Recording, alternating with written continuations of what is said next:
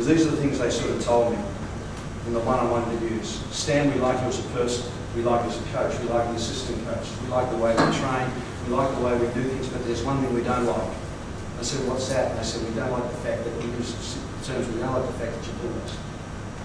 And I was really taken aback because I value the fact that I think I'm honest and upfront, and now my players are saying they don't believe what I'm telling them. And when I said, explain to me, why don't you? What don't you believe what I say? And their theme was this, that we understand and we believe most things you say, except when you tell us if we do these things, we can play finals football. And we know that's rubbish.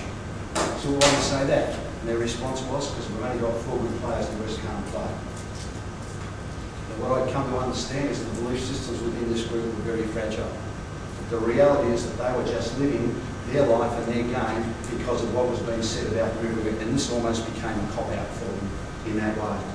And you know, it was amazing because I was trying to sell them my dream, and yet the reality is they didn't share it. And bottom line is not only that, but I didn't know what they wanted. I didn't know what their hot button, I didn't know what needed to turn them on. And with that information, because I sat back and I said to myself, gee, isn't it interesting? Once I now realise this and I look back, one of the key components was this fluctuation in performance. And it was interesting, when I looked at when we played well as a team, guess what? Those 4 good players had played well. But when those 4 good players didn't play well, our performance waned. Because what was happening in the group was measuring their performance and how they went on these people. And it's interesting because all of a sudden you put yourself in the shoes of the opposition. If you played St Kilda, what would your game plan be? To target those 4 good players. And so that situation there, and I come to understand right at that point of time that from my perspective this was not about talent ability. It was not about skill and fitness. Everybody has them. Everybody has them, there's no doubt about it. And I went and wrote three words on the board for myself, and those words were belief, trust and faith. But we will never get anywhere until we challenge those areas, those values, and they were belief. Do you believe in yourself? Do you believe in the aims of this club? And do you believe in what may be asked of you? Trust is trust. Do you trust in each other?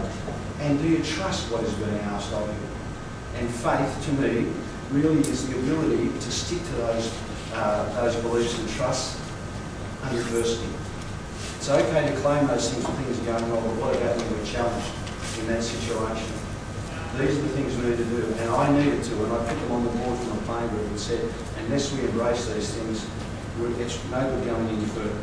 This is the challenge. I had failed, I guess, from my point of view at this stage, I've come to realise that I'd failed in terms of leadership. That leadership was not about me, leadership was about getting those people to come on board. It's about convincing them to act in a meaningful and enthusiastic way towards things identified for the common good. And so I understood that.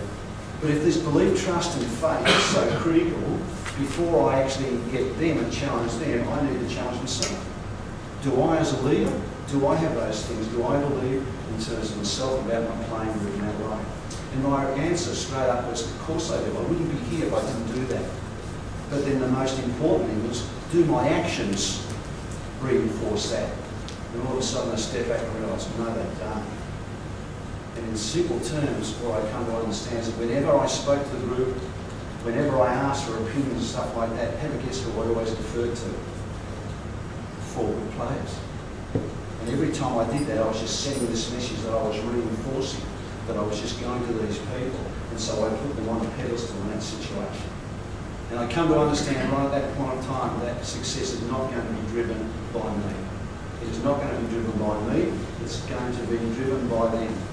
I have to get them to buy in, I have to get them to take an ownership. Because the reality is, if I can do that, we can synergise the group. We can bring them together, use everything that everyone's got, come together and produce a far greater outcome than what we've done at this point in time in that way.